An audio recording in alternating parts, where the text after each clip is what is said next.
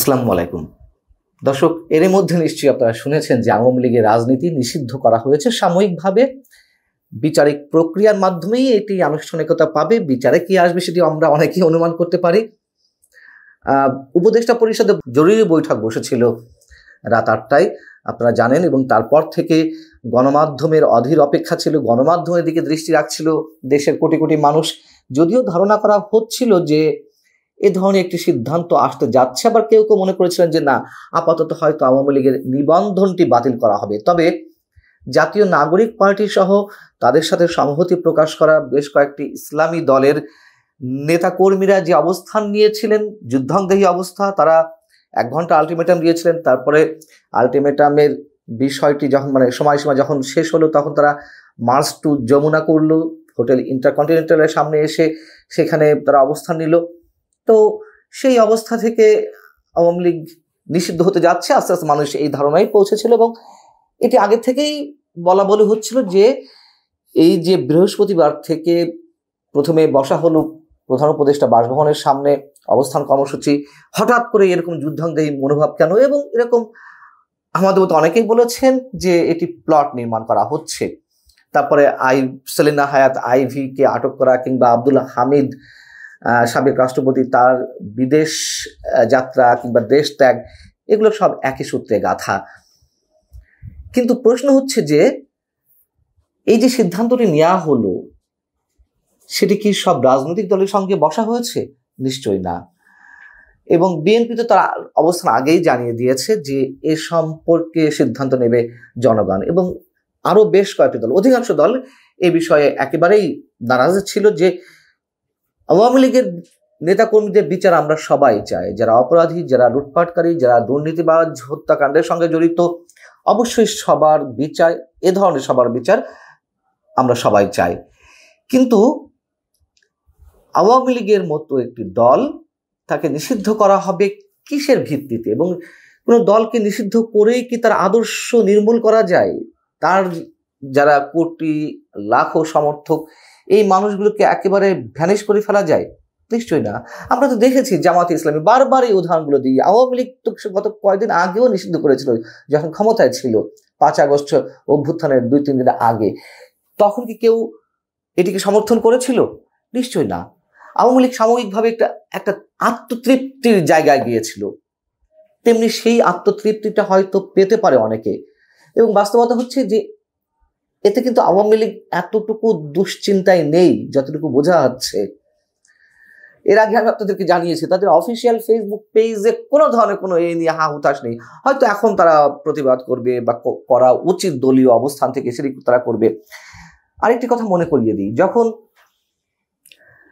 গত 5 ফেব্রুয়ারি বঙ্গবন্ধুর 32 নম্বরের যে ঐতিহাসিক বাড়িটি বুলডোজার দিয়ে গড়িয়ে দেওয়া হলো, তখনও তো কেউ এটি সাপোর্ট করেনি, মুষ্টিমেয় কিছু মানুষ বাদে। যে ভয়ঙ্কর ভৌতিক পরিবেশ তৈরি করা হলো, বরং সিম্প্যাথিটা আওয়ামী লীগের পক্ষে গিয়েছিল।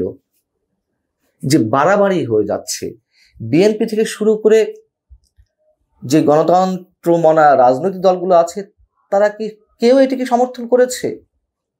হয়তো রাজনৈতিক জায়গা থেকে একটু রাগ ঢাক করে কথা বলতে গিয়ে অনেকে বলেছেন যে এটা শেখ হাসিনার প্রাপ্য ছিল, এটি তার কৃতকর্মের ফল। কিন্তু কেউ কিন্তু বলেনি যে এটি ঠিক হয়েছে। কারা আওয়ামী লীগ নিষিদ্ধের দাবি তুলেছিলেন?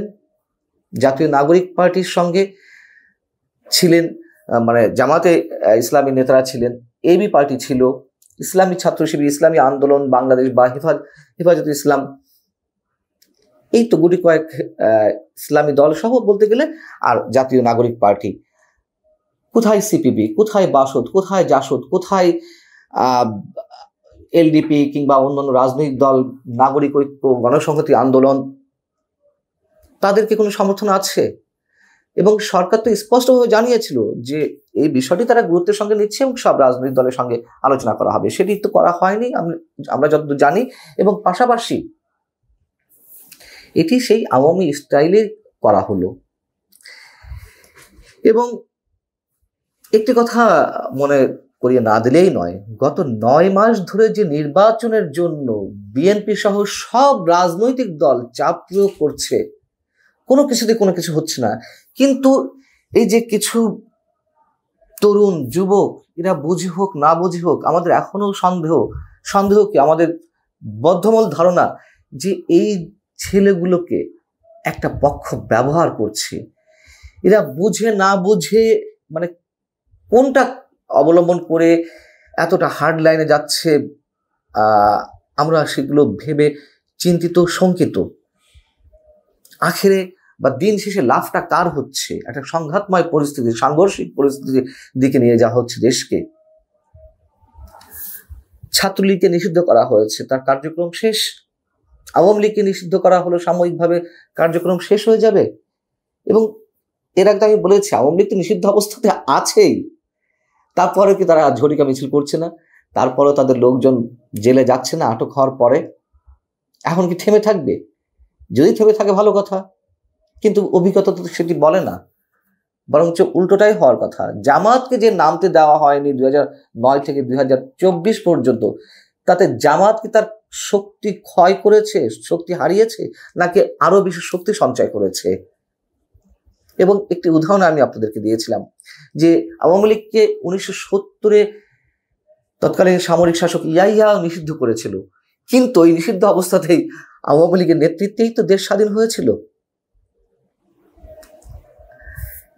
এগুলো একটা জিদাজিদি পর্যায়ে গেছে এবং ছাত্ররা মনে করছে, ছাত্ররা মানে জাতীয় নাগরিক পার্টির সঙ্গে যারা জড়িত, তারা খুব বড় বিজয় অর্জন করলো। যাও, এই বৈঠকে আর কি সিদ্ধান্ত হয়েছে? আন্তর্জাতিক অপরাধ ট্রাইব্যুনালের আইনের সংশোধন অনুমোদন করা হয়েছে এবং এতে করে আন্তর্জাতিক অপরাধ ট্রাইব্যুনাল কোনো রাজনৈতিক দল, তার অঙ্গ বা সংগঠন বা সমর্থক গোষ্ঠীকে শাস্তি দিতে পারবে এবং আন্তর্জাতিক অপরাধ ট্রাইব্যুনালে বাংলাদেশের আওয়ামী লীগ ও তার নেতাদের বিচার কাজ সম্পন্ন না হওয়া পর্যন্ত দেশের নিরাপত্তা ও সার্বভৌমত্ব রক্ষা, জুলাই আন্দোলনের নেতাকর্মীদের নিরাপত্তা, আন্তর্জাতিক অপরাধ ট্রাইব্যুনালের বাদী ও সাক্ষীদের সুরক্ষার জন্য সন্ত্রাস বিরোধী আইনের অধীনে সাইবার স্পেস সহ আওয়ামী লীগের যাবতীয় কার্যক্রম নিষিদ্ধ করা। এবং এইগুলো করে আরেকটা উত্তেজনা সৃষ্টি করা হলো। এবং আমি প্রথম দিনেই বলেছি যে এগুলো সব একই সূত্রে গাথা। সাবেক রাষ্ট্রপতি আব্দুল হামিদের দেশত্যাগ কিংবা সেলিনা হায়াৎ আইভীকে আটক করা।